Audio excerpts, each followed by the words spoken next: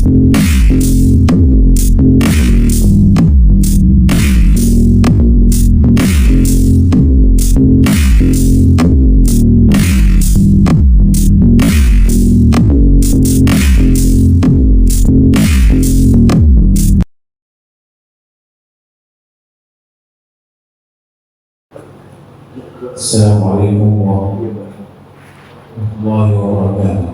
Waalaikumsalam. Bagaimana? Alhamdulillah sehat.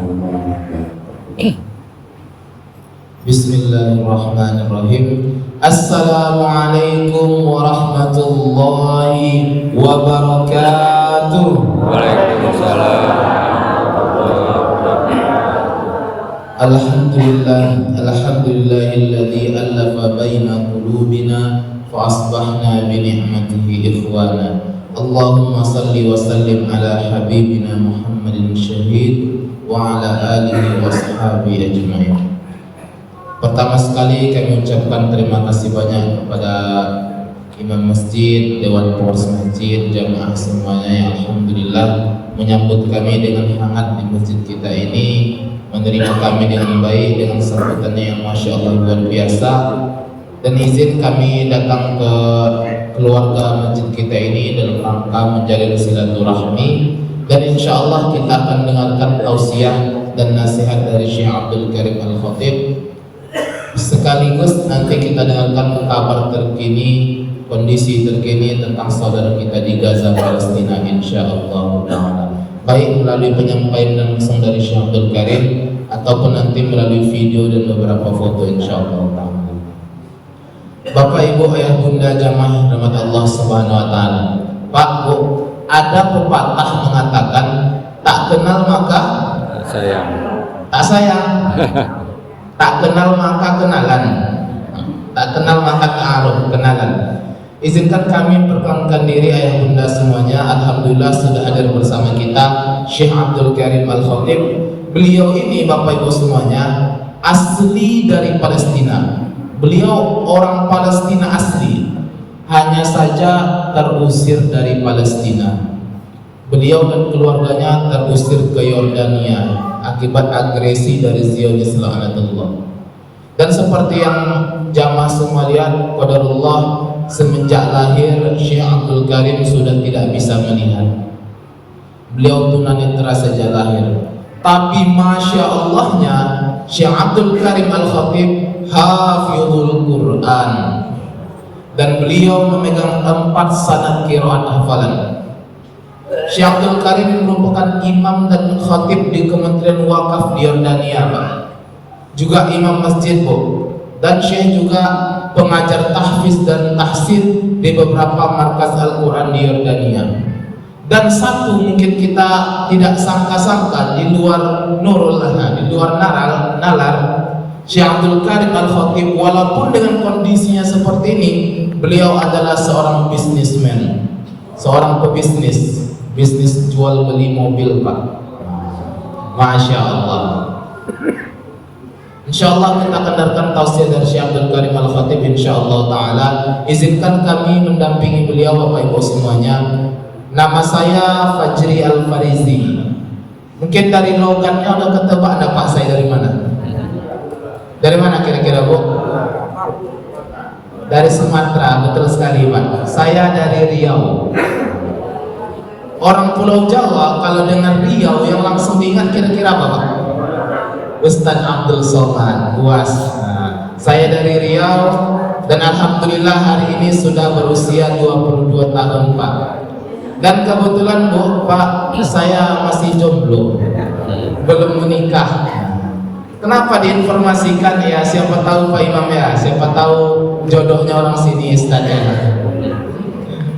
Mari kita dengarkan tausiah dari Syekh Abdul Karim Al-Khatib. Sebelumnya Bapak Ibu semuanya, insyaallah dari tim kedua akan menjalankan absen. Sekiranya Bapak Ibu berkenan mengisi data dirinya, nama, nomor HP atau nomor WA, sekaligus juga nanti email jika berkenan. Untuk apa? Insya Allah dengan nomor yang ibu daftarkan, bapak daftarkan itu, setiap ada berita terbaru, berita terkini tentang Gaza Palestina akan kita share, akan kita kirim ke nomor bapak ibu semuanya. Insya Allah Taala. Sebelum kita masuk ke tausiah dan Syekh Abdul Karim, mari sejenak kita lihat cuplikan video dari tim kedua Indonesia.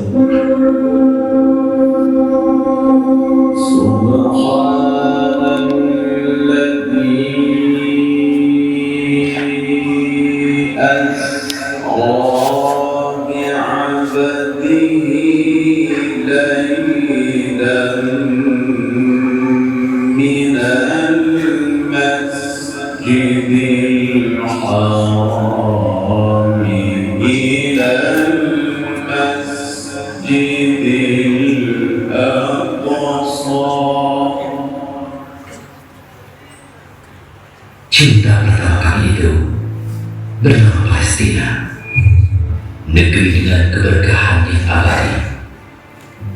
Amran yang mulia tak pernah pudar di gelas waktu. Meskipun tangan para penjajah masih mengoyaknya hingga kini, kehormatan Palestina selalu tetap menyala. Di sanalah izah kami tumbuh merekah. Hati kami menyatu dengan Palestina.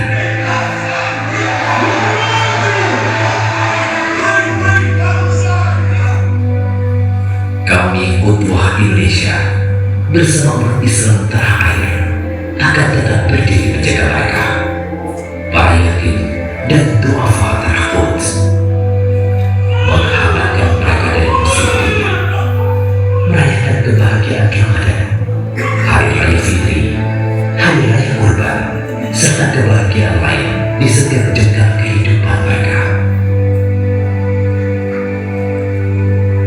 Indonesia dan Palestina adalah ikatan satu hati dalam iman dan kemanusiaan. Tak bisa dan tak mudah untuk dipisahkan. Bahagia mereka, bahagia kita juga. Sedih mereka, sedih kita juga. Pun mereka saat berencana menderita kita, mereka tak hanya sedih, tapi juga turut membantu atas kesusahan yang kita rasakan. Karena itu, Ukhuwah Indonesia bertekad ingin menggerakkan spirit satu hati Indonesia Palestina di tanah air tercinta ini. Kita fokuskan pada isu kemanusiaan, utamanya para yatim dan du'afa, baik di Palestina dan di negeri kita sendiri. Kita muliakan anak yatim dan du'afa di sekitar kita dan Palestina. Kita support peran, sadar dan papan mereka, bahkan sana belajar dan bekerja menggapai impian mereka.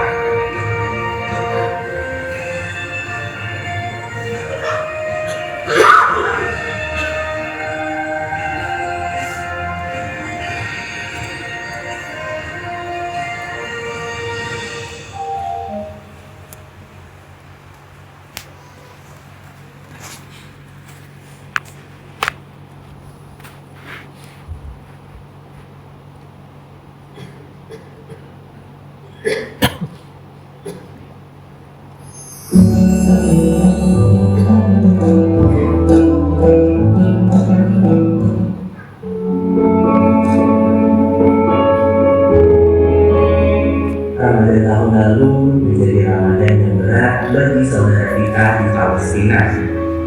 Mereka harus melalui Ramadan dan menghadapi genosida.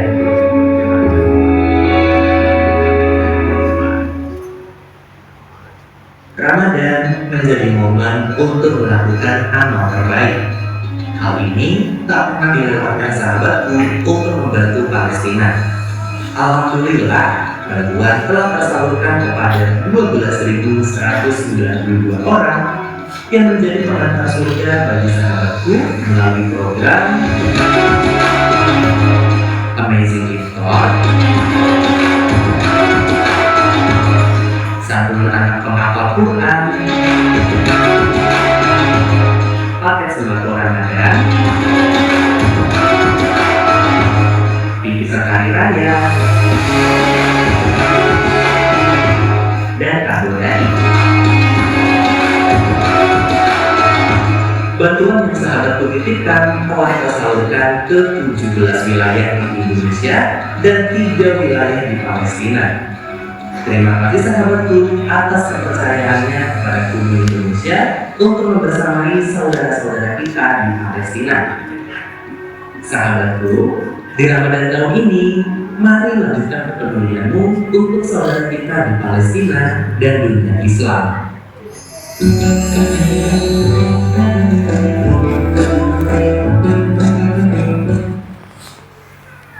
Alhamdulillah ya bunda semua, tadi dokumentasi bagaimana infak ya bunda semuanya telah kita distribusikan dan salurkan untuk saudara kita di Gaza, Palestina. Mungkin sedikit info bagi jamaah yang ingin tahu kondisi terkait Palestina melalui HP-nya atau ingin tahu bagaimana program Qudwah Indonesia baik dari kegiatan harian dan pendistribusian infak dan sedekah ayah bunda semua, maka boleh dilihat di Play Store, di-download aplikasi namanya Qudwah Indonesia. Insyaallah di aplikasi itu ayah bunda semua bisa melihat apa-apa saja sih program Qudwah Indonesia dan bagaimana pendistribusian, penyaluran sedekah dan infak ayah bunda insyaallah taala. Sekali lagi bisa dimasuk ke menu Play Store, pilih aplikasi Qudwah Indonesia, maka insyaallah sudah terpampang kegiatan dari lembaga kita insyaallah taala. Bismillahirrahmanirrahim. Alhamdulillah rabbil alamin wassalatu wassalamu ala Rasulillah wa ala alihi wa sahbihi ajma'in. Bidayatan aqul lakum jazakumullahu khairan imam wa salihah al-masjid ala husn istiqbal wa diyafa kuntumuna jazakumullahu khairan assalamu alaikum fi dunya wal akhirah.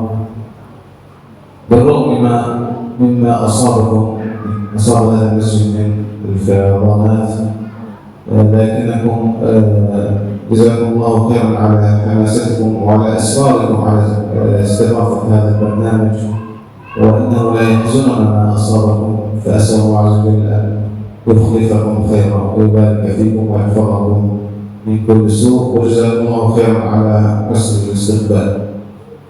ونتكلم سريعا عن هذه العشر الأواخر من رمضان التي هي خير ليالي، وقد أقسم الله فيها فقال والفجر وليالي العشر، وفيها ليلة عظيمة هي ليلة القدر، كما قال النبي صلى الله عليه وسلم من قام ليلة القدر إيمانا واحتسابا غفر له ما تقدم من ذنبه. وينبغي على المسلم أن يحرص على تقوى الله سبحانه وتعالى بعد رمضان، كما كان يتقي الله في رمضان فليتقي الله بعد رمضان في سائر الأيام بإحلال الحلال وتحريم الحرام وتحري الحلال في الرزق والحياة كلها. وشهر رمضان شهر القرآن، وينبغي على المسلم أن يحرص على القرآن ليس فقط في رمضان وإنما في غيره من الأيام، يقرأه ويتدبره ويعمل بما فيه، ليس فقط في رمضان إنما في غيره كما قلنا من الأيام. والمرأة تحرص على حجابها وحشمتها وعفتها وتربي بناتها على ذلك وترك الاختلاط. وكذلك أيها الكرام لا ننسى أولادنا الصغار أن نرسلهم إلى مراكز تحفيظ القرآن حتى ينشأوا تنشئة سوية وصالحة على كتاب الله وسنة الرسول صلى الله عليه وسلم. Jamaah semua rahmat Allah Subhanahu wa taala. Pertama tadi Syekh mengucapkan terima kasih banyak kepada Pak Imam Masjid, Dewan Pengawas Masjid dan jamaah semua yang alhamdulillah telah menyambut kami di masjid ini. Semoga ayah bunda semua Allah muliakan di dunia dan akhirat, amin ya rabbal alamin. Kemudian Syekh juga tadi menyampaikan belasungkawanya ketika beliau dengar ternyata masjid kita dan jamaah di sekitar sini juga terkena musibah banjir. Beliau juga mengungkapkan duka citanya, tapi beliau merasa bangga, maksudnya merasa heran, masya Allah, walaupun jamaah di sini terkena musibah, terkena banjir, tapi masih tetap semangat untuk melaksanakan kegiatan kepalestinaan. Masya Allah, Syekh mengucapkan terima kasih banyak. Kemudian Syekh menyampaikan wasiat dan nasihatnya kepada kita ayah bunda semuanya. Alhamdulillah, hari ini kita masuk di fase terpenting bulan Ramadan. Hari-hari yang paling penting di bulan Ramadan, yakni di 10 hari terakhir, 10 malam terakhir Ramadan. Yang mana di dalam 10 malam ini ada satu malam, ada satu waktu yang Allah rahasiakan dari kita, tapi Allah minta kita berburu malam ini. Kira-kira malam apa, Bu? Malam Lailatul Qadar, yang lebih baik daripada 1000 bulan. Maka Rasulullah mengatakan, barang siapa yang beramal qiyamul lail, ibadah di malam itu, dan ternyata malam itu bertepatan dengan malam Lailatul Qadar, maka Allah ampuni segala dosanya yang telah berlalu. Oleh karena Syekh mengajak kepada kita semua, mari fokuskan, maksimalkan ibadah kita, khususnya di akhir-akhir Ramadan ini. Semoga kita semua menjadi hamba Allah yang terpilih, mendapatkan malam Lailatul Qadar. Amin amin ya rabbal alamin. Kemudian Syekh mengajak kepada kita semua, ayah bunda semuanya, mari kita istiqomahkan amaliyah Ramadan kita untuk kita bawa setelah Ramadan. Kita biasakan diri kita dengan amaliyah kita, dengan bacaan Quran kita, dengan sholat sunnah kita. Semoga apa yang kita biasakan di dalam Ramadan ini terbawa-bawa setelah Ramadan. Karena definisi orang-orang yang berhasil dalam tarbiyah Ramadan, orang yang mendapatkan predikat takwa setelah Ramadan, itu dilihatnya setelah Ramadan, Pak. Ciri-ciri orang yang sudah betul-betul mendapatkan ketakwaan selama Ramadan dilihatnya setelah Ramadan. Kalau dia masih terbiasa dengan amalan-amalan Ramadannya setelah Ramadan, maka ini ciri-ciri orang yang mendapatkan predikat takwa dari Allah Subhanahu wa taala. Artinya apa? Walaupun Ramadan telah berakhir, amalan-amalannya tetap terjaga dan dia tetap istiqomah dalam amaliyah tadi. Kemudian Syekh mengajak kepada kita jamaah semua rahmat Allah Subhanahu wa taala, mumpung kita berada di momentum Ramadan, perbanyak interaksi kita dengan Al-Qur'an, baik membacanya, menghafalnya, mentadabburinya serta mengamalkannya. Dan kita ajak anak-anak kita juga untuk mendekatkan diri kepada Al-Quran. Bahkan Syekh tadi mewasiatkan, seumpamanya kita mungkin belum paham untuk mengajarkan Al-Quran kepada anak-anak kita, carikan guru untuk mereka. Artinya apa? Kita dan anak kita sama-sama berusaha memahami Al-Quran, karena sejatinya Al-Quran adalah landasan dan sandaran hidup kita. في الصين التي هي أولى البلدين وثالث الحرمين الشريفين، وهي مصر النبي صلى الله عليه وسلم. وفلسطين اليوم تتعرض لما تعرفون من هجمة عدوانية مجرمة من اليهود الذين نسأل الله أن ينتقم منهم، الذين قتلوا إخواننا في غزة أكثر من 60,000 وربما هناك عشرات آلاف ما زالوا تحت أقطاب المبادئ المهدمة، ومئات وآلاف الجرحى والذين أصيبوا بفقد لبعض أعضائهم، وأطفال ربع ماتوا من البرد قبل أسابيع، وأطفال ماتوا من الجوع، أطفال ونساء ماتوا غرقا بمياه الأمطار والفيضانات التي دامت الخيم بأنه لا يوجد لهم منازل. وأيضا أطفال ونساء ورجال ماتوا حرقا وتقطعت أجسامهم من القنابل التي ألقاها عليهم اليهود لعنة الله عليهم. Dan pada majelis kali ini Syekh mengajak kepada kita ya bunda semuanya, mengingat kembali ada satu situs penting umat Islam yang ada di tanah Palestina. Satu situs penting umat Islam yang berada di tanah Palestina. Kira-kira apa, Pak? Baitul Maqdis, Masjid Al-Aqsa. Al-Aqsa adalah masjid yang mulia, kiblat pertama umat Islam. Jadi ayah bunda semuanya, di awal-awal masa keislaman, di awal-awal perintah sholat turun, Rasulullah, sahabat, dan kaum muslimin saat itu sholatnya menghadap ke Masjid Al-Aqsa. Belum ke Ka'bah, tapi ke Masjid Al-Aqsa. Lalu kemudian dengan hikmah dan izin Allah, kiblat berpindah dari Masjid Al-Aqsa menuju ke Ka'bah sampai hari ini. Namun walaupun Al-Aqsa bukan lagi kiblat kita hari ini, tetap tidak mengurangi kemuliaannya. Kenapa?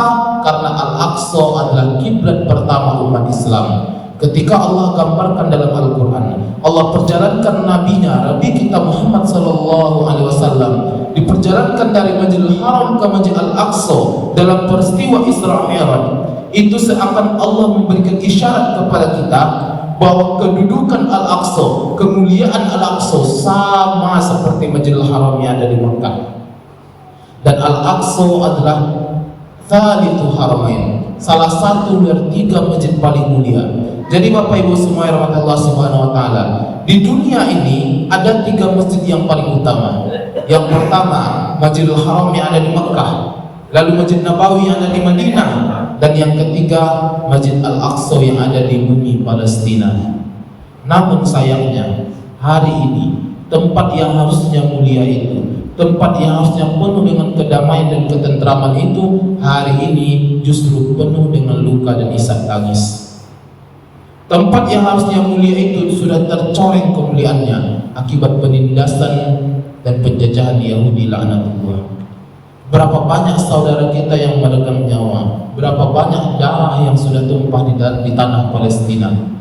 Tahun ini saja ya bunda semuanya, sudah lebih dari 60.000 saudara kita yang meregang nyawa akibat agresi dari Zionis laknatullah. Lebih dari 100.000 saudara kita yang mengalami luka-luka, baik kena tembak, tertimpa runtuhan akibat rudal yang jatuh ke rumah mereka, dan masih banyak mayat dari saudara kita itu belum ditemukan jasadnya. Banyak dari mereka yang cacat akibat serangan militer Zionis laknatullah. Oleh karenanya mari kita lihat ayat bunda Allah Subhanahu wa taala. Tempat yang harusnya penuh dengan kedamaian itu hari ini sudah tercoreng akibat kekejaman dan kebiadaban Zionis laknatullah. Oleh karenanya mari kita saling merangkul, kita suarakan hak-hak saudara kita yang ada di Gaza, Palestina.